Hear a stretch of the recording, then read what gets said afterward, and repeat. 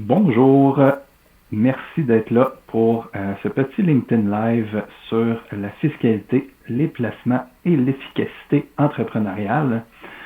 Je dois avouer, c'est mon premier LinkedIn Live, donc s'il y a quelque chose qui marche pas comme du monde, envoyez-moi un courriel et je vous répondrai par la suite, je vais pouvoir modifier. C'est probablement pas le dernier que je fais, donc parce que j'ai beaucoup de choses à partager et je pense que les gens sont là pour aussi apprendre. Donc sans plus tarder, je vais commencer.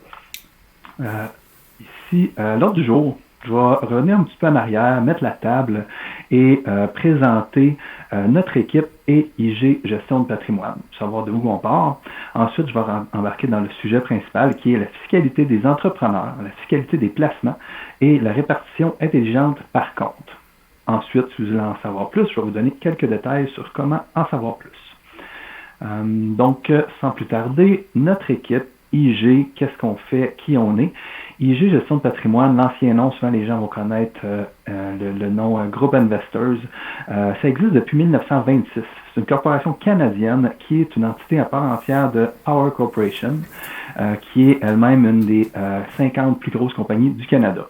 Donc, au niveau solidité financière, on est bien servi. Chez IG, on est très fiers dans les dernières années d'avoir une croissance 2 fois plus grande que celle de l'industrie en général. Pourquoi? C'est dû à notre plan vivant IG. C'est un beau trademark qui est utilisé pour dire on fait de la planification financière et c'est notre processus complet qu'on fait. Qu'est-ce que c'est la planification financière? On est tous planificateurs financiers chez IG. C'est ce qui nous distingue. C'est quoi la différence? Bon, quand vous allez voir quelqu'un à la banque, à la caisse, n'importe où, oui, ils vont être très bons avec les placements, avec les finances, des fois un peu la fiscalité, mais un planificateur financier va aussi toucher les assurances, la retraite, la succession et même les aspects légaux. Donc, on va y aller plus dans son ensemble. De mon côté, ça fait plus de 20 ans que je suis dans le domaine financier. J'ai travaillé en finance, en fiscalité pour des institutions majeures, mais surtout pour de la clientèle à valeur nette élevée. Je suis planificateur financier, analyste financier agréé et conseiller en sécurité financière. Et en tant qu'équipe, on a décidé aussi de se focaliser essentiellement sur les entrepreneurs. Pourquoi? Parce que les entrepreneurs, bon, c'est des personnes en premier lieu, ils ont leur fiscalité personnelle, mais souvent, on ajoute une autre personne à charge que j'appelle l'entreprise. Et les Revenu Québec, Revenu Canada aiment bien ça, les entreprises, des fois de complexifier le tout. Notre but, c'est de rendre ça plus simple, mais aussi de plus en plus efficace. On va voir plus loin là, que oui, les placements, les rendements, les risques, c'est intéressant, mais si on peut ajouter une touche de fiscalité, de dire, bon, si tu as le choix entre un 7% de rendement brut ou un 7% de rendement net avec essentiellement les mêmes placements, est-ce que lequel tu choisis? Le choix est facile. Donc, pour m'aider dans cette tâche-là, j'ai au bureau, on a des fiscalistes comme Anne-Sophie Cogne en haut à droite, on a des spécialistes en planification du patrimoine, on a des courtiers hypothécaires, on a même des spécialistes en assurance. On va voir pourquoi qu'on voudrait parler d'assurance plus tard. Il y a beaucoup de stratégies qui peuvent être faites. Et on a ce que j'appelle en bas là, les spécialistes ou ce qui manque un T, à spécialiste. Normand Verville, José Mort, Marc Nakache, Lucie Gervais, Normand Clermont, c'est tous des gens qui ont soit des maîtrises en fiscalité, en droit ou des comptables agréés qui peuvent nous aider dans les dossiers les plus complexes. Qu'est-ce qu'on fait dans notre équipe comme offre de service? On fait de la gestion de portefeuille, bien sûr. On fait de l'analyse et de l'optimisation fiscale. On va faire des plans de croissance et de décaissement. C'est bien important. C'est-à-dire croissance, bon, si j'ai des surplus dans mon entreprise, 100 000 par année, est-ce que je vais maximiser mon REER? Est-ce que je vais maximiser mon CELI? Est-ce que je vais maximiser le REER de ma conjointe? Est-ce que je vais mettre ça dans les comptes non enregistrés de mon entreprise? Puis après, c'est dans quel type de placement qu'on va les mettre? Ça ne sera pas imposé de la même façon. C'est ce qu'on va discuter dans quelques secondes. Ultimement aussi, on va faire des plans de décaissement avec nos clients. Donc, la même chose. Quand on a 50, 55, 60 ans, on veut commencer à retirer nos placements. Ça va être ceux-là de l'entreprise en premier. Ça va être ceux-là, le REER, le CELI, celui de la conjointe, le RRQ, pension de sécurité DS, où est-ce que ça se place, tout ça. On fait même de la planification successorale. Dans le meilleur des mondes, si on travaille ensemble, vous allez avoir même beaucoup trop pour votre retraite. Des fois 2, 3, 4, 5 millions. Puis il va probablement en rester beaucoup pour la succession. Ça va générer de l'impôt encore là. Notre objectif, c'est de dire, bon, mais si on fait telle ou telle action, il y a peut-être 200 000, 300 000, 400 000, 1 million de moins d'impôts qui va être payé. Donc, l'équivalent va être restant à la succession. Donc, on fait de la planification intergénérationnelle, même aussi pour les entrepreneurs. Là, c'est le point 12 aussi. On fait de la planification de la vente d'entreprise, donc fiscalement parlant, comment qu'on peut s'assurer qu'il y ait de l'exonération de gains en capital, que les pourcentages qui sont dans l'entreprise en placement passif soient pas surpassés. On fait l'analyse des besoins en assurance. Il y a beaucoup de stratégies à faire avec ça. On fait l'analyse de projection des liquidités, du bilan, la structure corporative.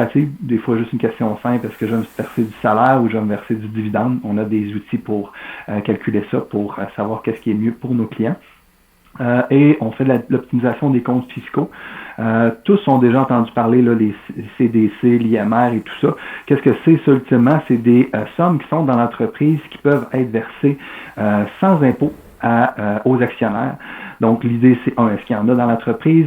Deux, d'où est-ce qu'ils viennent? Est-ce qu'ils se génèrent à chaque année? De quelle façon? Et trois, est-ce que ça vaut la peine de les verser tout de suite ou les verser plus tard pour contrebalancer un autre gain, etc. Notre équipe, on suit les entrepreneurs tout au long du cycle de vie de leur entreprise. C'est un peu dire aussi qu'on travaille avec des entreprises de tout acabit. C'est sûr qu'on préfère les entreprises à maturité, qui a beaucoup de flux de trésorerie, qui a des surplus à chaque année, qu'on peut les aider là, à croître fiscalement parlant du mieux possible. À ce moment-là, on va pouvoir parler de report et de fractionnement. On va pouvoir analyser les CDC, l'IMRTD comme que je parlais. On va faire des plans de décaissement. On va maximiser les crédits, les programmes sociaux. Des fois, en engageant juste une troisième personne, si on est deux dans l'entreprise, il y a des crédits spéciaux, le taux d'imposition diminue, on est là pour aider. On va peut-être parler de société de gestion, société de fiducie.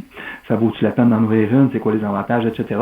Par contre, on va travailler aussi avec des entreprises en démarrage ou en croissance. Les besoins vont être autres qu'une entreprise à maturité. Puis ça va nous faire plaisir de travailler avec ces gens-là parce que c'est nos clients de demain. Donc même s'il n'y a pas nécessairement des liquidités tout de suite, c'est là qu'on veut les amener. Puis on veut que nos clients soient bien préparés. Donc, c'est-à-dire les placements. Ils vont les détenir au niveau corporatif, au niveau personnel. On va s'assurer qu'il y ait peut-être des stratégies pour rendre les intérêts déductibles. Il va avoir des stratégies avec les assurances, des split dollars, tout ça, ou juste bien de base, quand on passe travail autonome ou on est incorporé, l'assurance est un incontournable, ne serait-ce que parce que quand on est employé, on va avoir des assurances collectives, des assurances vie, etc. Et quand on est jour 1 à notre compte, on a rien de tout ça. Souvent, on a quand même des familles, une conjointe, et on a peut-être des personnes à charge et tout ça, qu'on va avoir des assurances bien de base. Mais après ça, une fois que ça augmente, peut-être qu'on a des associés dans la compagnie, on a une convention d'actionnaires, mais il ne va pas avoir, c'est-à-dire que, par exemple, l'entreprise vaut 3 millions, on est 3 actionnaires. OK, on se dit, bon, demain matin, s'il y a un des actionnaires qui décède, les deux autres doivent racheter la part de l'actionnaire restant pour 1 million. Ouais, c'est beau, mais où est-ce qu'on va le chercher, ce 1 million-là? C'est bien rare là, qu'on a ça là, quand on débute, après 2, 3, 4 ans, 5 ans. Il y a des histoires des histoires merveilleuses, là, mais dans la majorité des cas, c'est mieux d'avoir une assurance qu'on va payer quelques centaines de dollars par année, même la corporation, et qui va payer en cas de décès d'un des actionnaires pour le rachat des parts à la succession. Donc, c'est un peu une idée de qu'est-ce qu'on fait avec nos clients. Notre processus de planification financière intégrée. Comment que ça se passe quand un client nous contacte? Ben, on va examiner sa situation. On va demander une entière collaboration. Qu'est-ce que ça veut dire? Ben, c'est de donner ses états financiers, ses impôts, ses avis de cotisation, ses revues de placement. Pourquoi? Ben, pour voir le pédigré complet de notre client. Puis après ça, pour dire, bon, on va poser des questions un petit peu plus loin. Où est-ce que tu veux t'en aller? Avec ton entreprise, avec ta retraite, avec ta conjointe, ton conjoint. Et est-ce que tu veux laisser un héritage, etc.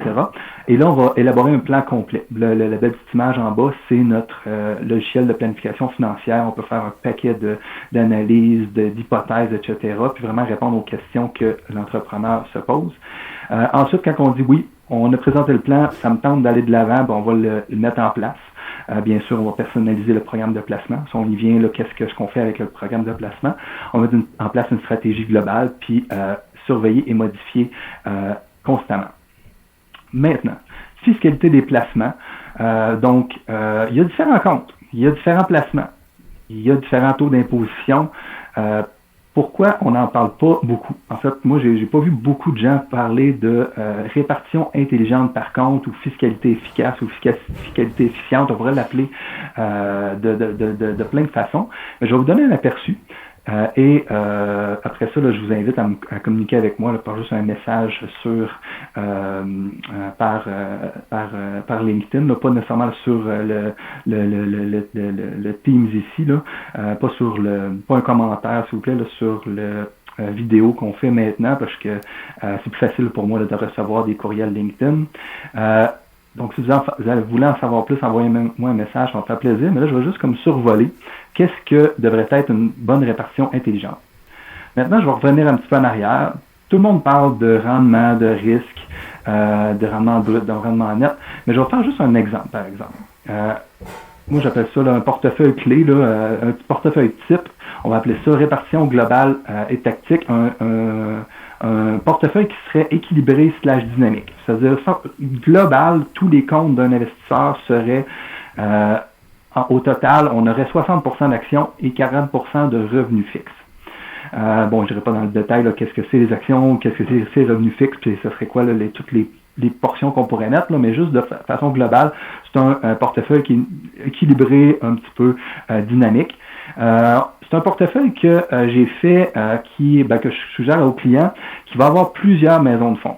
Maintenant, on pourrait avoir plusieurs actions, plusieurs fonds négociés en bourse. On pourrait mettre ça à notre propre sauce, choisir un autre maison de fonds. En fait, nous autres, qu'est-ce qu'on fait? On essaie d'aller chercher les meilleurs gestionnaires pour chacune des types de placements. Donc, un meilleur gestionnaire pour les actions US, un meilleur gestionnaire pour les actions canadiennes, un meilleur gestionnaire pour les obligations canadiennes, etc.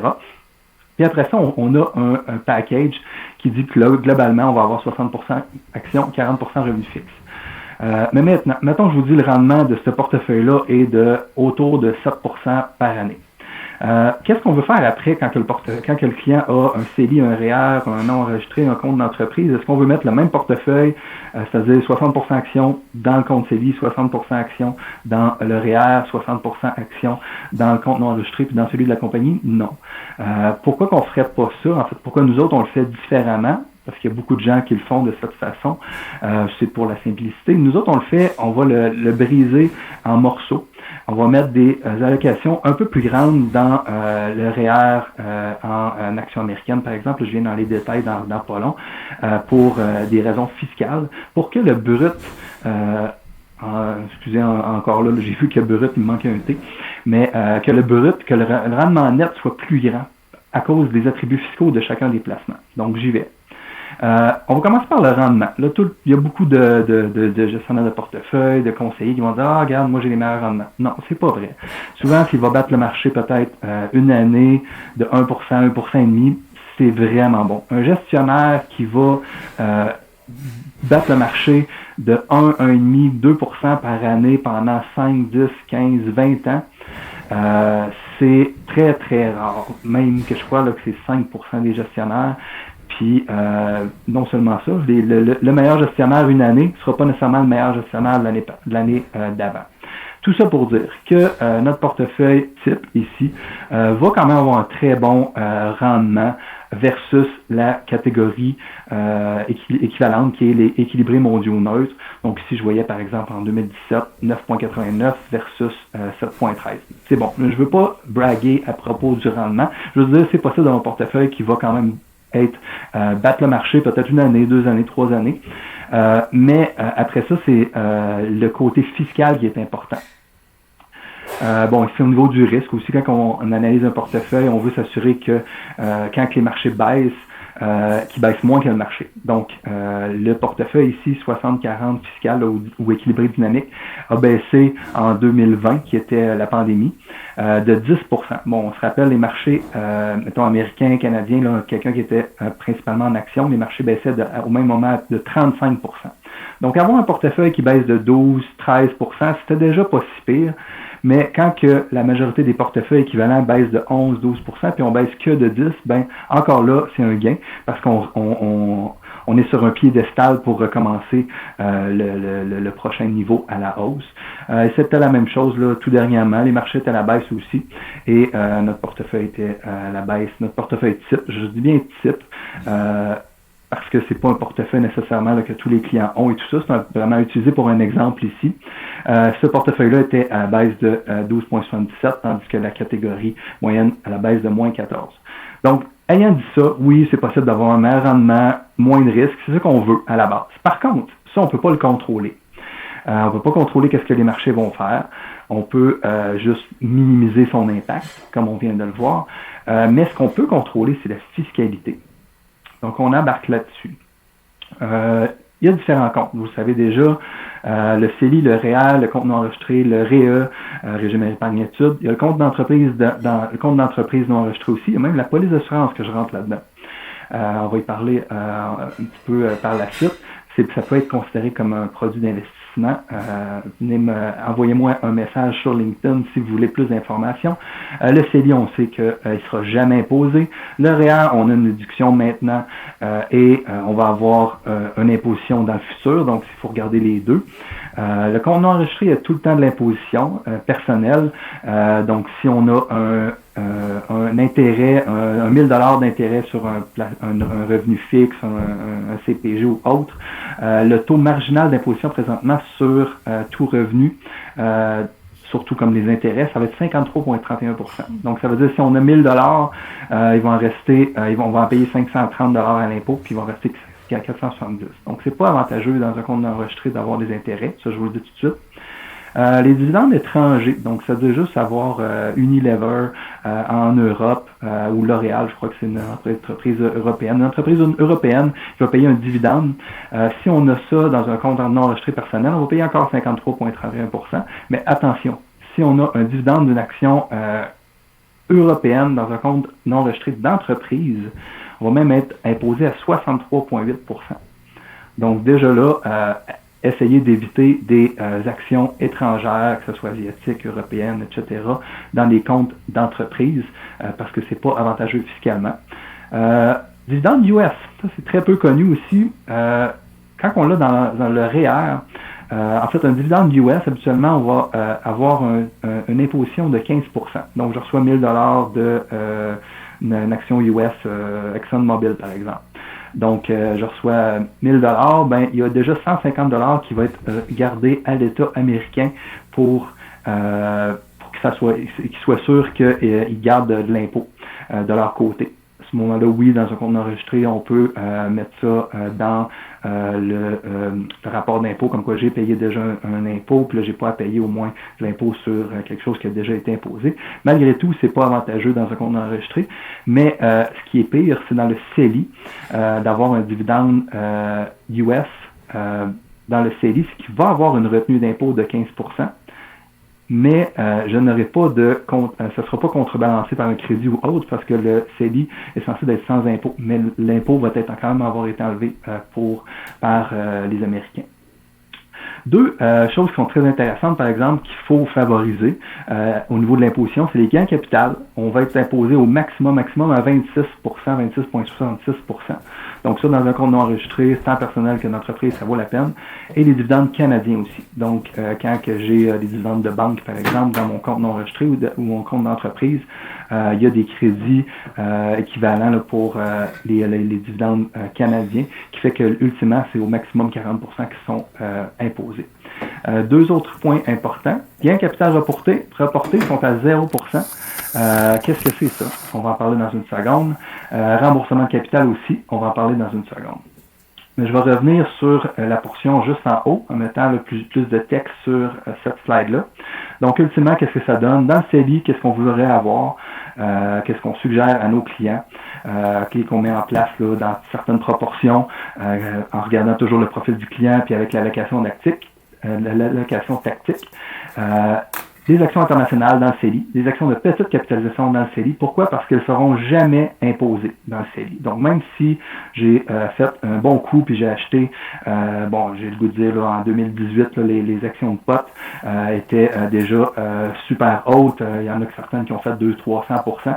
Puis je les ai vendues au bon moment, là, tout de suite après la légalisation. J'ai pas attendu que ça descende, bien sûr. Mettons que j'ai fait ça, dans le CELI, j'ai fait un 200% clair net d'impôt. C'est des petites actions de petites entreprises. Actions internationales, la même chose.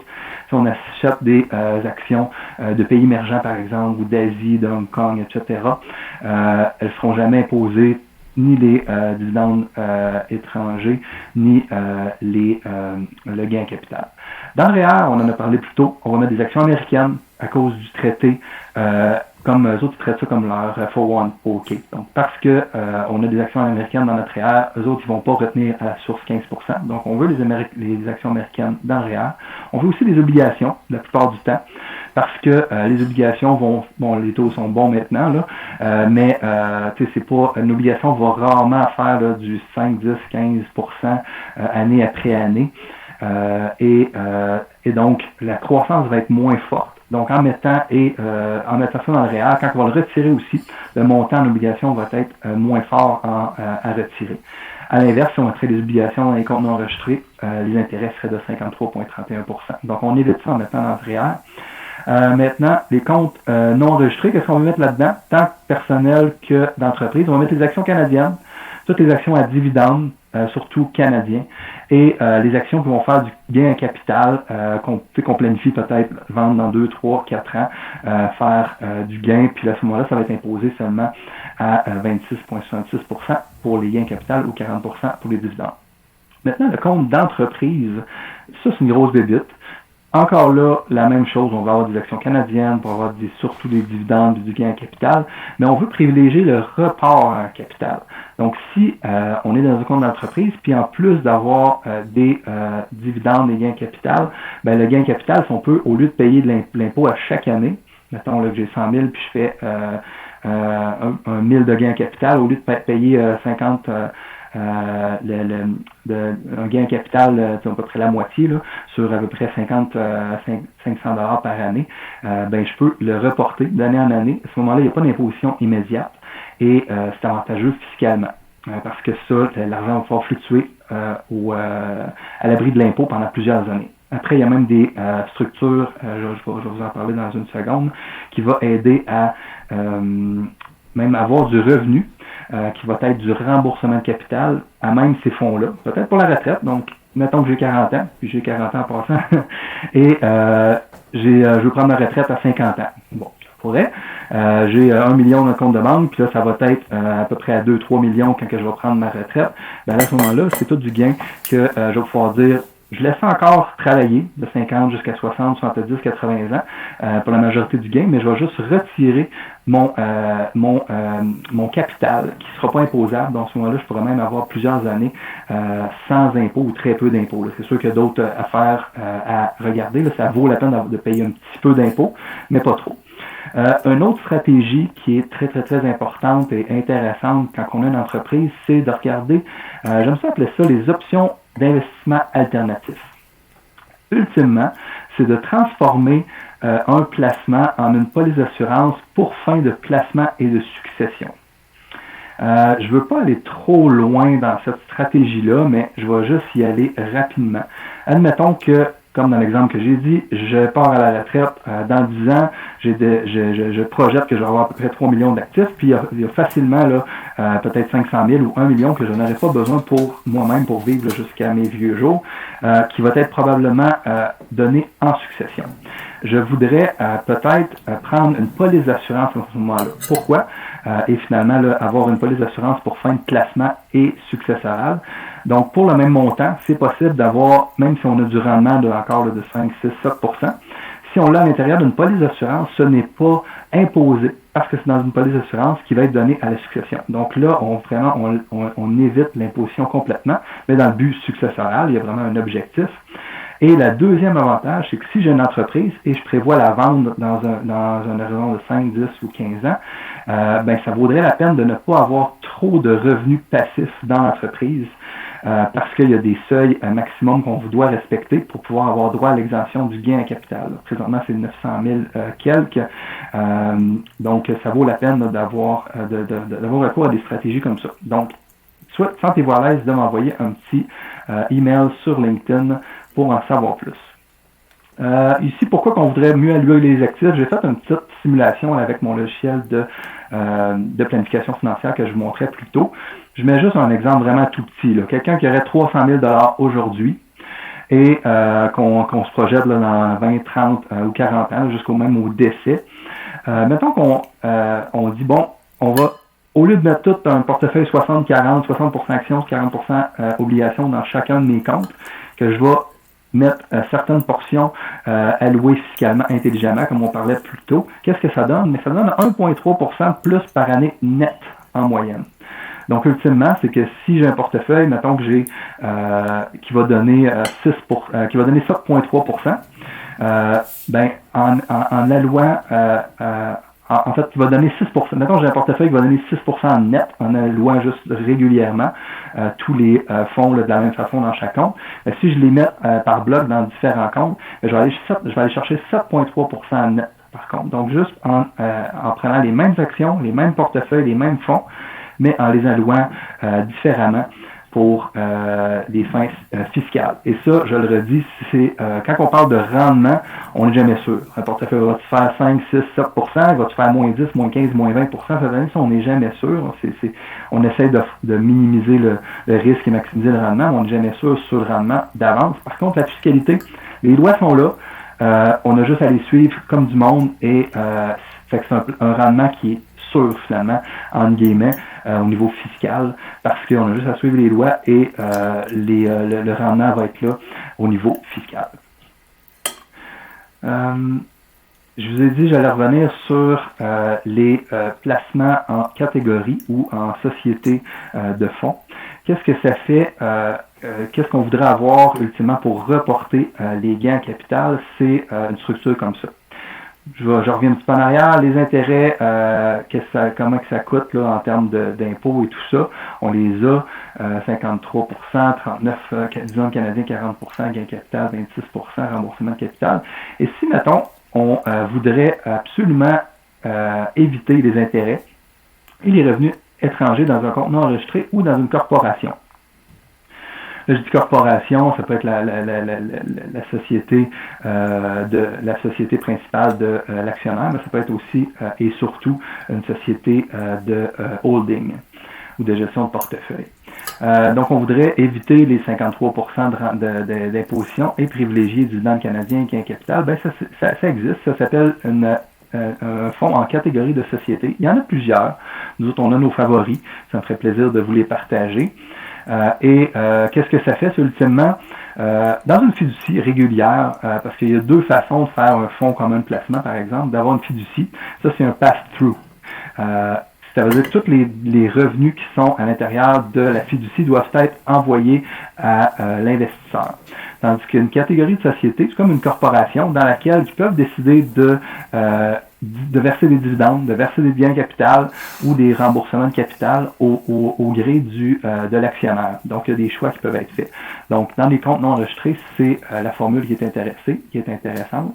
Et à ce moment-là, les revenus d'intérêt, la corporation peut choisir de transformer les intérêts en gains capital, par exemple, une fois qu'ils reçoivent des revenus d'intérêt, payer toutes les dépenses à l'intérieur de la corporation. Puis après ça, les gains qui restent, c'est les transactions sur titre, tant les dividendes que les gains capital. Et à ce moment-là, ils peuvent, comme n'importe quelle corporation qui a des revenus à chaque année totaux, ils peuvent décider, bon, on a 100 000 de bénéfices non répartis cette année, est-ce qu'on les verse ou est-ce qu'on les garde? Ah, on va les garder à l'intérieur de la corporation. Et tant aussi longtemps qu'ils ne sont pas versés, l'investisseur n'a pas à mettre ça sur sa déclaration d'impôt. Donc, c'est des outils qu'on peut utiliser. Donc, merci beaucoup de m'avoir écouté. Pour en savoir plus sur l'optimisation fiscale, la gestion de portefeuille, l'analyse de la structure corporative, les plans de croissance, de décaissement, l'analyse testamentaire, planification successorale, optimisation des comptes fiscaux, vous avez mes coordonnées ici, 450-400-2438, le téléphone au bureau et le cellulaire 505-3083. Vous avez mon courriel et vous avez aussi www.samuelbaudry.com.